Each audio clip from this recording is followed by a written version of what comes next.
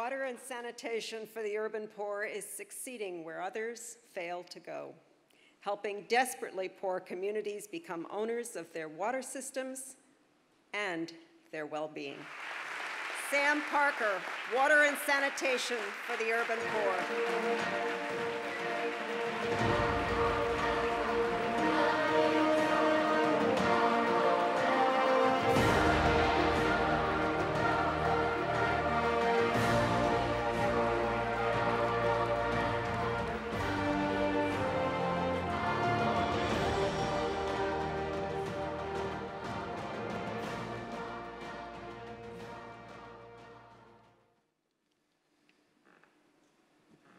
Eight years ago, I was walking through a poor neighborhood of a large Asian city, and I saw a small boy, about 2. He was sitting down, playing in the mud. There was a stream of raw sewage flowing right over his feet. Across the yard, there was a water tap. No water. His family said they bought their water from a local vendor and paid about 10 times the official price, and there was no functioning toilet in the neighborhood.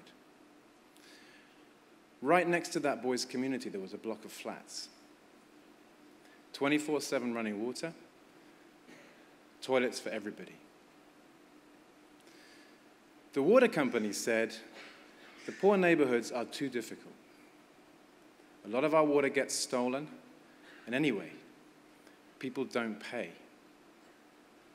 The reality was that that boy's family were paying. They were paying more than anybody else in the city, and in cash. The banks that were financing the city's infrastructure said, it's our intention that our investments benefit the poor neighborhoods, but we rely on government agencies to have the motivation and the skills to get it right and make sure that happens.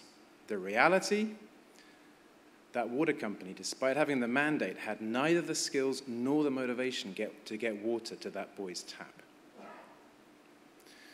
The local enterprises said, there's no business in water and sanitation.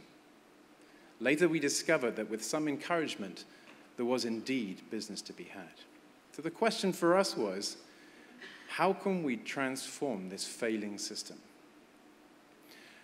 So we decided to try and persuade the city to see that boy and his family not as beneficiaries, not as a burden, not as a poor community to be looked after by NGOs, but as part of the solution. So we set about helping the city to invent new services that were tailor-made for that boy and his family.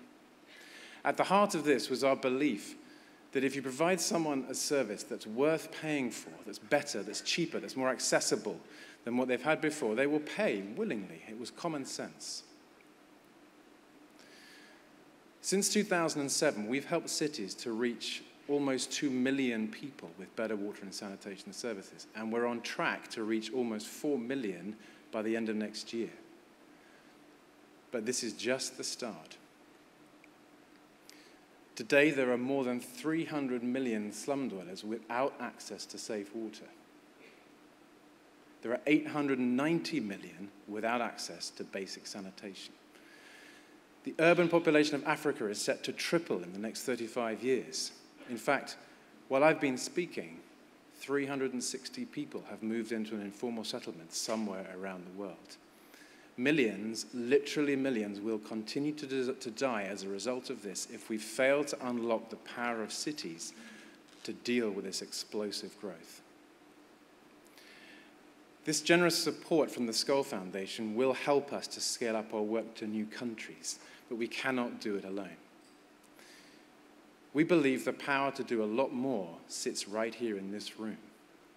We believe that together, we can get cities across the world to discover all of their customers, to get some marketing into a monopoly mindset, to activate the power of local enterprise, and to help that boy lift himself up out of the mud and have as much chance of building a better life for himself and his family as the people in the flats next door.